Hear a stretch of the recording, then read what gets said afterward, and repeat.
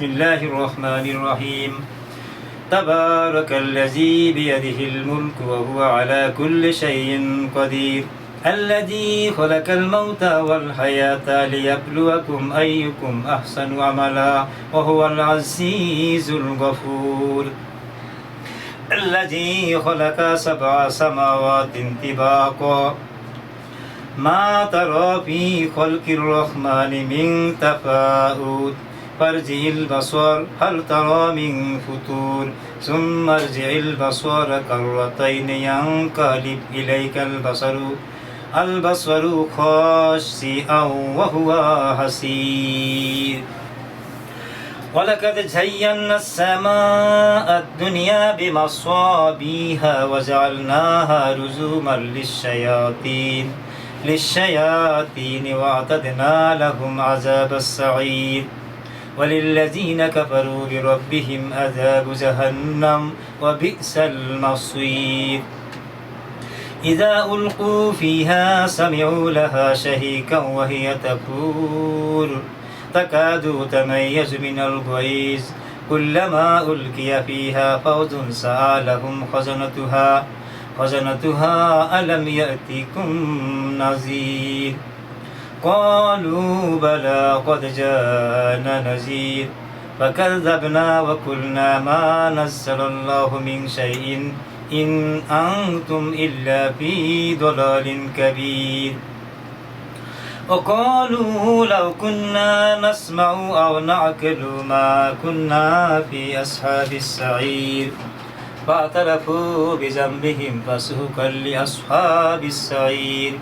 إن الذين يخشون ربهم بالغيب لهم مغفرة وأجر كبير وأسروا قولكم أو اجهروا به إنه عليم بذات الصدور ألا يعلم من خلق وهو اللطيف الخبير والذي جعل لكم الأرض ذلولا فامشوا في مناكبها وكلوا من رزقه وإليه النشور أأمنتم من في السماء أن يخسف بكم الأرض فإذا هي تمور أم أمنتم من في السماء أن يرسل عليكم حاصبا فستعلمون كيف نذير ولقد كذب الذين من قبلهم فكيف كان نكير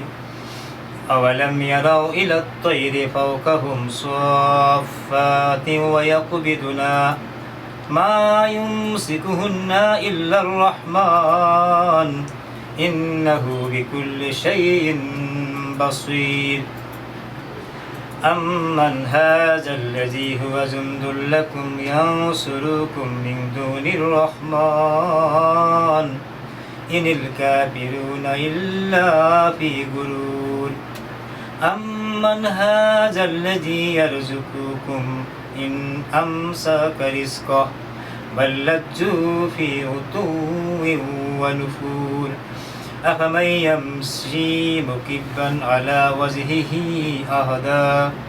أهدى أمن يمشي سويا على صراط مستقيم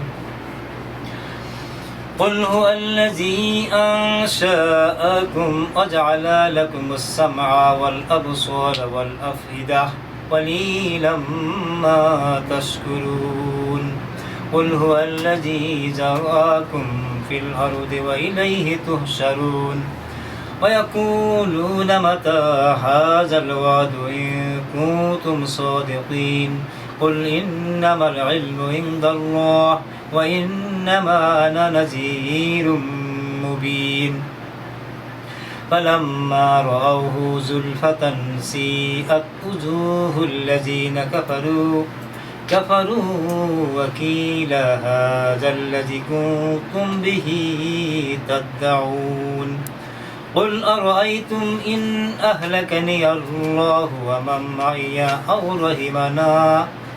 أو رحمنا فمن يزيل الكافرين من عذاب أليم قل هو الرحمن آمنا به وعليه توكلنا فستعلمون من هو في ضلال مبين قل أرأيتم إن أصبح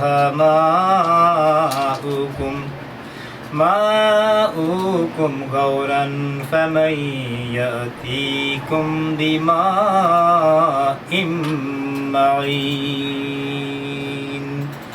صدق الله العظيم আলহামদুলিল্লাহ আমরা কোরআনুল কারীমের 29 পারার প্রথম সূরা সূরা আল-মুলক, এই সূরার অনেক ফজিলত। এই সূরা সম্পর্কে রাসূল পাক সাল্লাল্লাহু আলাইহি ওয়াসাল্লাম বলেছেন, যে ব্যক্তি নিয়মিত এই সূরা মূল তিলাওয়াত করবেন তার কবরের আযাব মাফ হয়ে যাবে। সুবহানাল্লাহ, কত বড়! শুধু একটু 30টি আয়াত, এমন কঠিন কাজ নয়।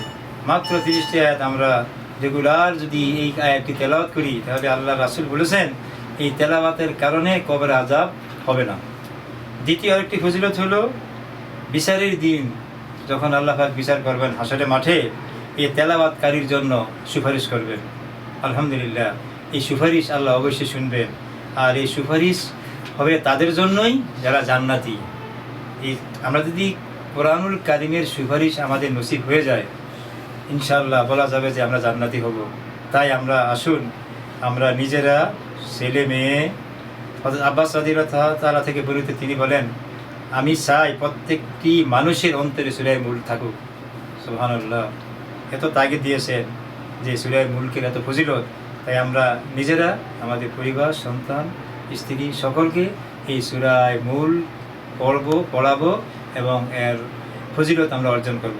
আমরা অবশ্যই, কারণ হলো নফল ইবাদতের মধ্যে আল্লাহ রাসূল বলেছেন যত নফল ইবাদত আছে সবচেয়ে বেশি উত্তম ইবাদত হলো কোরআন তেলাওয়াত করা। আলহামদুলিল্লাহ, তাই আমরা যারা কোরআন পড়তে জানি আমরা অবশ্যই নিজেরা পড়ব এবং আমাদের পরিবার সকলকে এই কোরআনুল কারীম পড়ার জন্য তাগিদ দিব এবং বলবো, কারণ যেই ঘরে কোরআন তিলাওয়াত করা হয় সেই ঘরে আল্লাহর রহমত বর্ষিত হয়। আলহামদুলিল্লাহ, আমরা অনেকে জানি না আসলে কোরআন তেলাওয়াত কত সুন্দর। কোরআন তেলাওয়াত এমন জিনিস, যতই পড়বে ততই ভালো লাগবে, কিন্তু তবুও কখনো বিরক্তি আসবে না। আমরা অবশ্যই বেশি বেশি এই কোরআন কারীম পড়ব এবং অর্থ বুঝে ব্যাখ্যা সহ যদি পড়তে পারি তাহলে কোরআন কারীম আমাদেরকে হেদায়েত দিবে। আমরা বুঝবো যে কোরআন কি বলেছে, কোরআন মোতাবেক আমাদের জীবনটাকে পরিচালিত করতে হবে। আসুন আমরা সকলে এই কোরআনুল কারীম অবশ্যই বেশি বেশি তেলাওয়াত করব এবং আল্লাহর সন্তুষ্টি অর্জন করব। আল্লাহ পাক আমাদেরকে যেন তৌফিক দান করেন। আমরা বলি আমিন।